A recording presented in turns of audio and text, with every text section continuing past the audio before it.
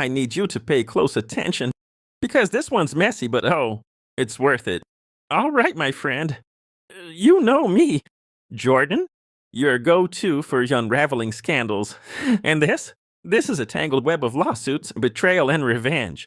So, let's talk about the latest chapter in the It Ends With Us drama. Justin Baldoni is suing his ex-publicist, Stephanie Jones, for defamation, among other things. But here's the kicker. She sued him first. Yep, she hit him with a breach of contract lawsuit, claiming he ditched her PR agency to sign with his new publicist, Jen Hale. And oh, it gets messier. Jen Hale used to work under Stephanie Jones at JonesWorks. See where this is going? Now grab a whiteboard, because we need a flowchart for this one. Jen Hale, Baldoni's current publicist, is tangled up in a lawsuit that also involves his former co-star, the ever-glamorous Blake Lively.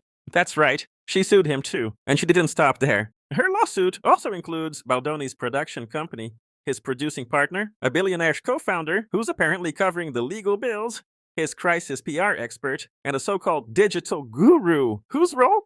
Still a mystery. Not to be outdone, Baldoni countersued Stephanie Jones, her husband, and her publicist, Leslie Sloan. And here's where things take a turn. Jen Hale's exit from JonesWorks was far from smooth. Stephanie Jones, a publicist with quite the reputation, wasn't thrilled about Jen leaving to start her own PR firm. So, before Jen could officially resign, Jones fired her. Not just that, she confiscated her laptop and phone. And then, it gets wild.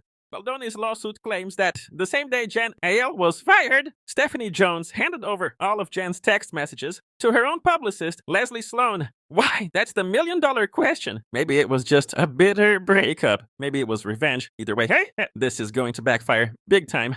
Now that you're all caught up, here's the bombshell. Jen Hale just filed a new motion, and it changes everything. She submitted a third-party complaint against Stephanie Jones and JonesWorks, shaking up the entire case. And somehow, no one's reporting on this. Maybe the mainstream media is getting tired of this saga, but you know who's not? United States.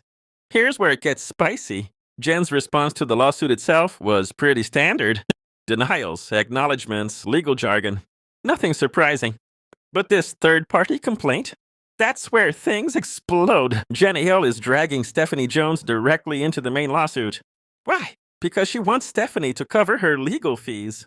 Her argument? Jones put her in this mess. According to her lawyers, everything Jen Hale did that's now being used against her, she did as part of her job at JonesWorks. Her attorneys even quoted California labor law, specifically Section 2802, which basically says that an employer is responsible for covering legal costs if an employee gets sued for doing their job. And honestly, that argument kind of makes sense. Jen was following orders. Now she's stuck in the middle of a lawsuit that, let's be real, isn't even about her. And the real question? Will the court agree? Because if they do, Stephanie Jones might not just lose this case, she might end up footing the bill for everything. And trust me, this legal war, it's far from over. You know what's wild? The law actually says if your boss tells you to do something shady, you're supposed to obey. Unless you knew it was shady at the time. Wait, what? So basically, if you thought it was legal, you're in the clear. Make it make sense. And trust me, it gets even messier.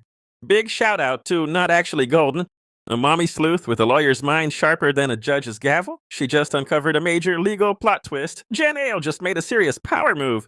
She's asking the court to issue a summons for Stephanie Jones. And why does that matter? Because the moment Stephanie gets served, boom, she's officially part of the Lively balloon case. And that's huge. Why? Because once she's in, they don't even need a subpoena to get her records. No red tape, no waiting around. Straight to the receipts. And let me tell you, this could be game-changing for Baldoni, because the real smoking gun in this case, the text messages. And now, he's got a direct line to Stephanie's. I need to know, was she texting Leslie Sloan? Was she secretly messaging the so-called fashion icon? And more importantly, what did they say? Because let's be real, this blonde loves to text. And even if she tries to wipe them clean, honey, your cell phone provider is hoarding those receipts like a dragon guarding gold. Now, I'll be honest, part of me hopes Stephanie's lawsuit doesn't get wrapped into this big case just yet. Not because it wouldn't be juicy, but because I want this drama to last. Call me selfish, but this legal circus, it's giving me life. And one more shout out to Not Actually Golden, the real MVP for catching this twist first. Because thanks to her, we're all buckled in for the ride. So, What do you think about this latest round of legal maneuvering? Because at the end of the day, the only real winners here, the lawyers, millions and millions of dollars straight into their pockets. Now let's talk about it.